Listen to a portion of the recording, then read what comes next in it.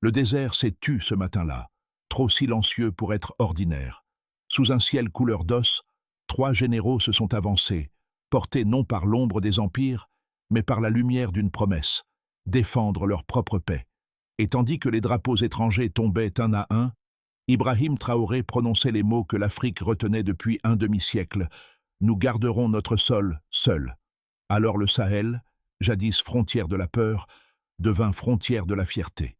Ce jour-là, au cœur du Sahel, un vent nouveau soufflait sur des terres brûlées par l'attente.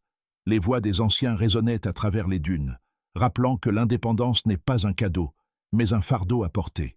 Pour Ibrahim Traoré et ses alliés, le pari était immense. Prouver qu'une Afrique libérée de la tutelle étrangère pouvait assurer sa propre paix. L'enjeu dépassait les frontières. Redonner sens au mot souveraineté, non comme un slogan, mais comme une pratique quotidienne. Chaque soldat, chaque villageois savait que ce choix coûterait cher. Sanctions, isolement, doute. Mais tous partageaient une conviction. Mieux vaut une liberté difficile qu'une sécurité empruntée. Et c'est là que naît la promesse implicite de cette histoire. Si 3 nations du désert pouvaient se relever ensemble, alors peut-être que tout un continent pouvait, à son tour, se redresser. Tout a commencé dans une salle militaire sans faste, à Niamey. Sous la lumière blafarde d'une lampe suspendue, 3 officiers signèrent un accord dont la portée dépassait leurs propres frontières, la naissance de l'Alliance des États du Sahel. Les chiffres étaient modestes. 5000 soldats, 3 budgets fragiles. Un espoir immense, mais la symbolique, elle, pesait des décennies. C'était la première fois qu'une coalition africaine déclarait sa défense indépendante de toute puissance étrangère. Autour d'eux, le monde hésitait. À Paris, on parlait d'ingratitude. À Washington, d'incertitude stratégique. À Addis Abeba, d'un rêve enfin incarné. Mais sur les marchés de Ouagadougou et de Bamako, les conversations disaient autre chose. Nos fils gardent notre ciel. Le Sahel, longtemps perçu comme une marge de désolation, devenait laboratoire de dignité. Les murs peints en rouge et ocre portaient désormais un même cri. Africa for Africans. Les mois précédents avaient préparé ce basculement silencieux. Les présidents civils étaient tombés, les généraux s'étaient avancés, et le peuple, épuisé par l'attente de secours, avait choisi de croire aux siens. Les interventions étrangères s'étaient succédé, françaises, européennes, onusiennes, toutes promettant la stabilité, aucune n'ayant ramené la paix. Chaque départ laissait derrière lui un vide plus profond, un sentiment d'humiliation accumulé. Alors, quand Ibrahim Traoré se leva pour déclarer que l'Afrique doit respirer sans ombre au-dessus d'elle, la phrase résonna comme une délivrance. Ce n'était pas une déclaration de guerre, mais un acte de réappropriation, celle de leur destin. Ainsi, le Sahel cessa d'être observé. Il devint observateur, un miroir tendu au monde, rappelant que même les terres les plus meurtries peuvent redevenir berceaux d'espérance. Dans un hangar poussiéreux de Ouagadougou, la révolution prenait un visage humain. Isa, un jeune ingénieur de 24 ans, ajustait les ailes d'un drone assemblé à partir de pièces récupérées. Autour de lui, d'anciens étudiants en télécommunications, des mécaniciens militaires et même des volontaires civils travaillaient sans relâche. Il ne possédait ni satellite, ni financement étranger, seulement une foi simple. Nous avons le ciel. Ibrahim Traoré voyait dans ses ateliers improvisés la preuve vivante que la souveraineté ne se décrète pas. Elle se construit. Chaque vis serrée, chaque plan griffonné sur un morceau de carton devenait une pierre dans l'édifice d'une indépendance réelle. Nous n'avons pas besoin d'un miracle, disait-il, seulement de persévérance. Cette phrase, répétée sur les radios locales, galvanisait une génération qui refusait de mendier la sécurité. Pendant ce temps, dans un autre coin du Sahel, Marama observait son fils marcher dans l'uniforme de la nouvelle alliance. « Qu'il meure, s'il le faut », murmura-t-elle, « mais qu'il meure pour nous. » Ces mots n'exprimaient ni haine ni bravoure, mais la lassitude d'une mère qui voulait enfin choisir à qui obéir. Ces 2 figures, Isa et Marama, incarnèrent les pôles d'une même renaissance, la création et le sacrifice. Leur courage montrait que le changement ne naît pas des discours officiels, mais des gestes silencieux de ceux qui décident d'agir. Et dans ces gestes se dessinait déjà une vérité simple. Le Sahel ne demandait plus la paix, il la fabriquait. Tout s'accéléra dès l'aube du 14 septembre. Dans les bases de Gao, de Niamey et de Ouagadougou, les ordres furent donnés presque simultanément. Les radios crachèrent une phrase brève. Activation du commandement unifié. En quelques heures, les drapeaux tricolores disparurent des postes frontières, remplacés par un emblème neuf. Une carte du Sahel encerclée de 3 mains serrées. Les véhicules se mirent en marche, cahotant sur les routes sablonneuses. Pas de fanfare, pas de caméra. Seulement le bruit des moteurs et la poussière qui s'élevait comme un rideau. Les habitants sortirent de leurs maisons, silencieux d'abord. Puis, peu à peu, des applaudissements éclatèrent. Certains brandissèrent des pancartes. Notre paix, notre devoir. Ibrahim Traoré suivait la scène depuis un poste de commandement improvisé. Regarde bien, dit-il à ses officiers. C'est ainsi que naît une armée. Sans faste, mais avec foi. Chaque kilomètre parcouru devenait symbole. Chaque salutation d'enfant une validation. Les convois avançaient, non pour conquérir, Nung pour protéger.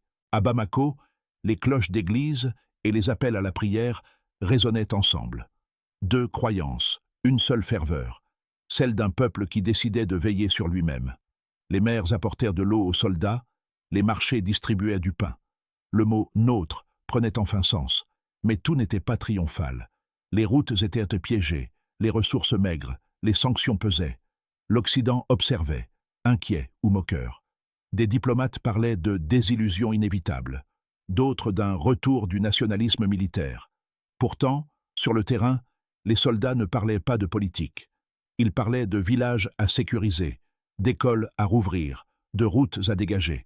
Chaque victoire, même minuscule, nourrissait la certitude que la dépendance n'était pas une fatalité. Une scène resta gravée. À Tilibéri, un groupe de femmes se tint sur la route, refusant de laisser passer un convoi de miliciens. Derrière elle, un jeune soldat de l'Alliance s'approcha. Il posa son arme à terre et dit calmement « Vous n'avez plus besoin de fuir. Nous sommes de votre côté. » Les femmes éclatèrent en sanglots. Cette image fit le tour du Sahel avant même que les communiqués officiels n'arrivent. Le soir, à la radio nationale, une voix sobre conclut « Aujourd'hui, le Sahel a marché pour lui-même. » Cette phrase, simple, fit trembler bien des chancelleries, car derrière elle se cachait un constat irréversible. Le continent venait de passer du statut de protégé à celui de gardien. Et dans cette transition brutale, Ibrahim Traoré devint plus qu'un chef d'État. Il devint symbole d'un principe oublié. La paix n'a de valeur que lorsqu'on la tient de ses propres mains. Les premiers rapports officiels arrivèrent 3 mois après la formation de l'Alliance. Sur les 214 zones de conflit identifiées en 2023, près de 47% avaient vu une réduction des attaques coordonnées. Les analystes militaires notèrent que le nombre moyen d'incursions transfrontalières était passé de 28 à 15 par mois. Un recul modeste, mais inédit depuis 15 ans. Ce n'était pas la victoire, mais un changement de pente, le signal que le sol bougeait enfin sous les certitudes anciennes. Ensuite, on note que 3200 civils déplacés étaient revenus dans leur village selon le rapport conjoint des ONG locales. Leur retour n'était pas un hasard. Il résultait d'une série d'opérations coordonnées par les officiers maliens et burkinabés, menées sans aucun appui étranger. Pour la première fois, les cartes d'intervention portaient exclusivement des cachets nationaux. « Nous avons fait en 3 mois ce que d'autres n'ont pas fait en 10 ans », déclara un commandant nigérien, sans triomphalisme, mais avec un calme grave. La confiance renaissait là où les convois de l'ONU n'osaient plus passer. Par ailleurs, 62% des équipements utilisés provenaient désormais de la production ou de la maintenance locale. Ce taux, dérisoire pour les grandes puissances, symbolisait pourtant une rupture radicale. Les ateliers d'ISA à Ouagadougou, comme ceux de Bamako, formaient des dizaines de jeunes techniciens capables de réparer ou concevoir drones, camions, radios. « Nous ne dépendons plus des cartes bleues, seulement de nos mains », déclara l'un d'eux. Cette phrase devint un refrain dans les journaux communautaires. Les observateurs extérieurs, eux, cherchèrent les failles. Certains rappelaient les limites financières, d'autres soulignaient les soupçons d'aide russe. Mais au-delà des polémiques, un fait demeurait. Le Sahel avait prouvé que la stabilité ne s'achetait pas, elle se fabriquait. Les économistes de l'Union africaine, d'ordinaire prudents, évoquèrent même un effet de substitution symbolique. Chaque dollar perdu en aide internationale se transformait en 10 unités de fierté nationale. Ibrahim Traoré, lors d'un discours à Bamako, résuma l'enjeu en une formule frappante. Les chiffres ne sont pas nos armes, mais nos témoins. Il rappelait que derrière chaque pourcentage se cachait un visage, derrière chaque progrès, une tombe évitée. Ce n'était pas la gloire, c'était la continuité, la victoire discrète de ceux qui tiennent malgré tout. À ce stade, même les chancelleries sceptiques durent admettre qu'un seuil avait été franchi. Les courbes n'étaient plus des illusions statistiques, elles racontaient la lente reconquête d'une souveraineté concrète. Et dans les capitales africaines, d'Accra à Khartoum, on commençait à prononcer avec respect un nom devenu synonyme d'endurance, Ibrahim Traoré. Les critiques ne manquèrent pas. À Bruxelles, on parlait d'un nationalisme dangereux. À Washington, d'un vide stratégique propice aux influences hostiles. Même au sein de l'Union africaine, certains diplomates redoutaient qu'une telle autonomie n'ouvre la porte à de nouvelles dépendances déguisées. On chasse un maître pour en inviter un autre, ironisa un observateur européen. Mais sur le terrain, la réalité contredisait cette lecture simpliste. Les convois AES roulaient sans encadrement étranger, les opérations étaient planifiées par des officiers locaux, et les populations collaboraient volontairement. La présence russe, souvent exagérée, se limitait à quelques instructeurs et à des échanges logistiques marginaux. Aucune base permanente, aucun contrôle sur les décisions stratégiques. Le cœur du dispositif restait africain, autoporté, imparfait, mais sincère. Les économistes africains défendirent cette logique avec rigueur. Ils soulignèrent que les réformes du Sahel, loin d'isoler la région, avaient relancé les circuits commerciaux internes. Entre Niamey et Bamako, le trafic routier avait augmenté de 22% en 6 mois, malgré les sanctions. L'autonomie n'est pas le contraire de la coopération, rappela un ministre nigérien. C'est la condition d'une coopération équitable. Face aux doutes occidentaux, Ibrahim Traoré adopta une posture de dialogue ferme. « Nous n'avons fermé aucune porte », déclara-t-il. « Nous avons simplement décidé d'en construire une à notre mesure. » Ce ton, ni agressif ni suppliant, fit mouche. Même des voix critiques reconnurent qu'il incarnait une maturité politique rare sur le continent. Car l'enjeu n'était pas de choisir entre Est et Ouest, l'enjeu était de choisir soi-même. Et dans cette distinction subtile résidait toute la force du projet AES, une alliance qui ne prétendait pas changer le monde, mais changer la manière d'y exister. Ainsi, les arguments adverses, une fois confrontés aux faits, se muaient en éloges involontaires. Le Sahel n'était pas un défi à l'ordre mondial. Il en était le rappel. Ils ont tenu parole. 6 mois après la signature du pacte, le Sahel n'était plus une promesse, mais une mécanique en marche.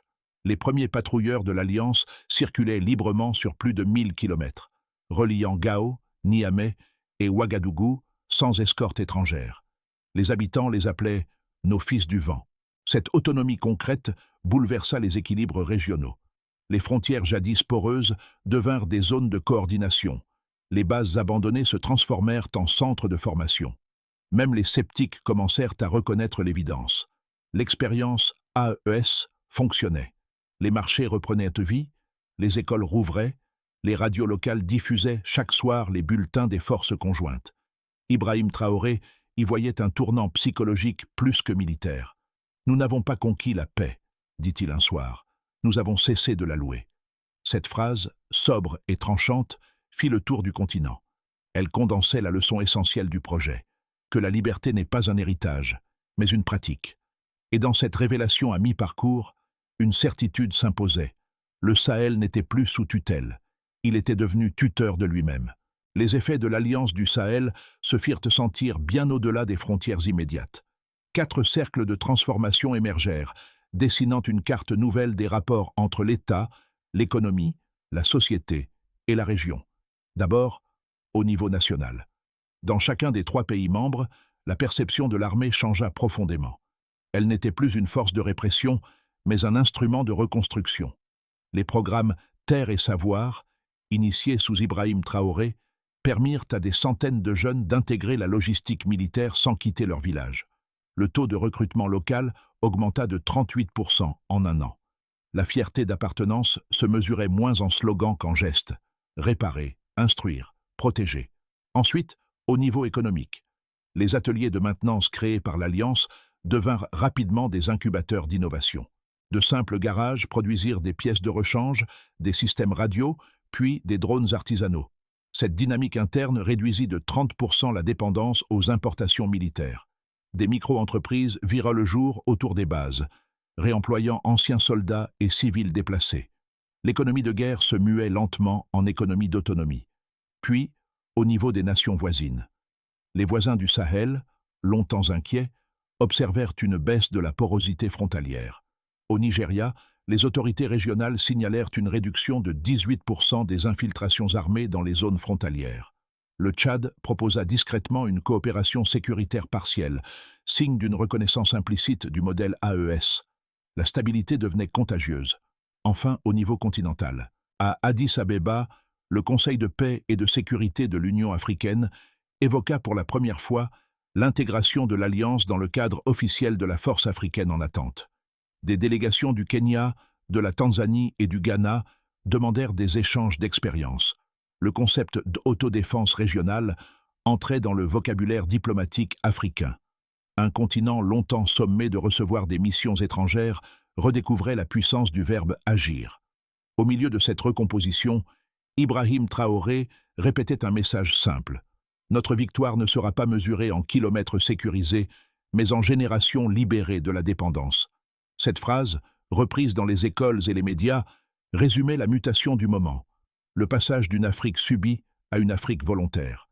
Ainsi, les conséquences de l'Alliance dépassèrent la stratégie. Elles touchaient l'imaginaire. Car dans les regards des peuples du Sahel, on ne lisait plus la peur de perdre, mais la hâte de construire. À mesure que l'Alliance consolidait ses lignes, 3 trajectoires se dessinaient pour l'année à venir. Elles n'étaient ni prophéties ni illusions, mais des chemins plausibles qu'Ibrahim Traoré et ses homologues observaient avec lucidité. Premièrement, le scénario de base. Consolidation prudente. Les troupes AES maintiennent le contrôle des zones frontalières principales.